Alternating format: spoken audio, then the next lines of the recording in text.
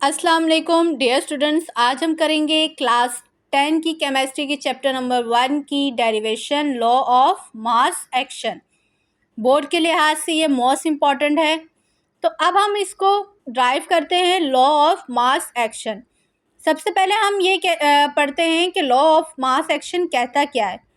अब हमने यहाँ पे इसकी डेफिनेशन लिखी, the rate of a chemical reaction is directly proportional to the product of the active masses of reactants. अब यहाँ पे हमने कहा कि जो केमिकल रिएक्शन होता है वो डायरेक्टली प्रोपोर्शनल होता है किसी भी प्रोडक्ट या रिएक्टेंट के एक्टिव मासेस के। अब एक्टिव मासेस क्या होता है? एक्टिव मासेस को हम मोलर कंसंट्रेशन भी कहते हैं। और मोलर कंसंट्रेशन क्या होती है कि आपके पास अगर हम मोल पर वॉल्यूम का रेशियो लें तो ये हमारे पास होती है मोलर कंसंट्रेशन। तो हमारे पास किसी भी केमिकल रिएक्शन आपके पास जो गिवन होता है वो डायरेक्टली प्रोपोर्शनल होता है किसके? एक्टिव मासेस के या मोलर कंसंट्रेशन के। अब ये तो हमने डेफिनेशन लिखी लॉ ऑफ मास एक्शन की कि लॉ ऑफ मास एक्शन कहता क्या है। अब हम इसकी डेरिवेशन करते हैं। तो हमने लिखा, suppose a reversible reaction in which A and B reactants react to from product C and D. Reversible reaction किसे कहते हैं? कि ऐसा रिएक्शन जो वापस रिवर्स हो सके, मीन्स वापस अपनी हालत में आ सके। फॉर एग्जाम्पल हमारे पास कहलाते हैं रिएक्टेंट, ये हमारे पास होते हैं प्रोडक्ट। अब ये दोनों रिएक्टेंट मिलकर क्या बनाते हैं? प्रोडक्ट। अगर हम चाहते हैं कि ये प्रोडक्ट वापस रिएक्टेंट में कन्वर्ट हो जाए तो this is called reversible reaction. तो अब हमने यहाँ पे रिएक्टेंट क्या लिया है? ए प्लस बी, और प्रोडक्ट क्या है हमारे पास? C plus D. अब अगर हम लॉ ऑफ मास एक्शन की डेफिनेशन के अकॉर्डिंग देखें तो हमें पता है रेट ऑफ फॉरवर्ड रिएक्शन जो है वो डायरेक्टली प्रोपोर्शनल है किसके? Active masses of reactant A into active masses of reactant B. अब इसको हम shortly rate of forward reaction है तो हमने रेट ऑफ फॉरवर्ड रिएक्शन के लिए यहाँ कैपिटल आर से शो करेंगे और इसके साथ छोटा सा एफ बना देंगे। तो इसका मतलब क्या होगा? Rate of forward reaction.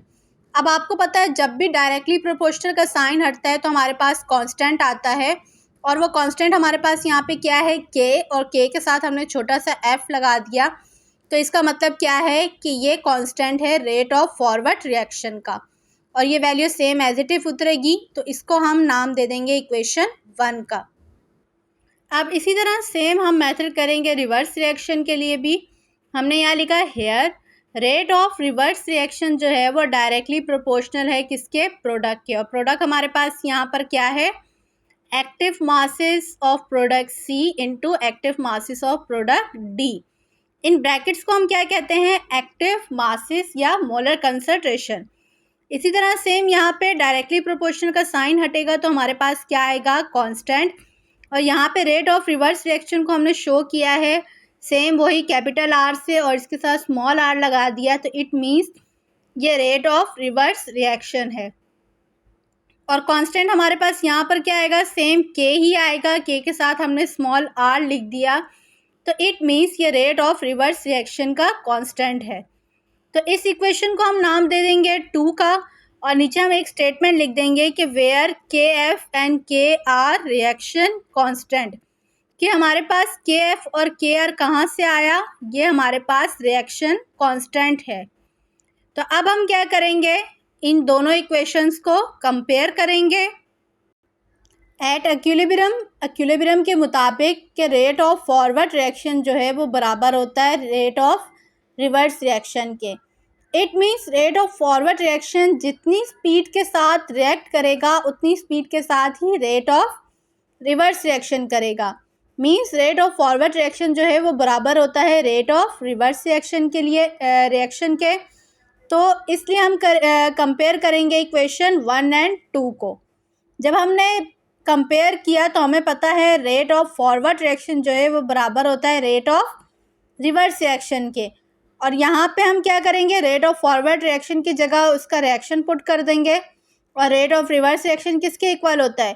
Constant of reaction active masses of product C into active masses of product D.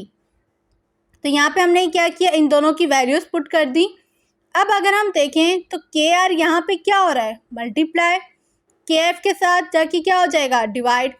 इसी तरह अगर हम यहाँ पे रिएक्टेंट देखें तो ये रिएक्टेंट के एफ के साथ क्या हो रहा है, मल्टीप्लाई, तो राइट हैंड साइड पे जाके क्या हो जाएगा, डिवाइड। तो हम क्या कर देंगे, इनकी जगह चेंज कर देंगे। तो यहाँ पर हो जाएगा हमारे पास K f upon K r is equal to product upon reactant.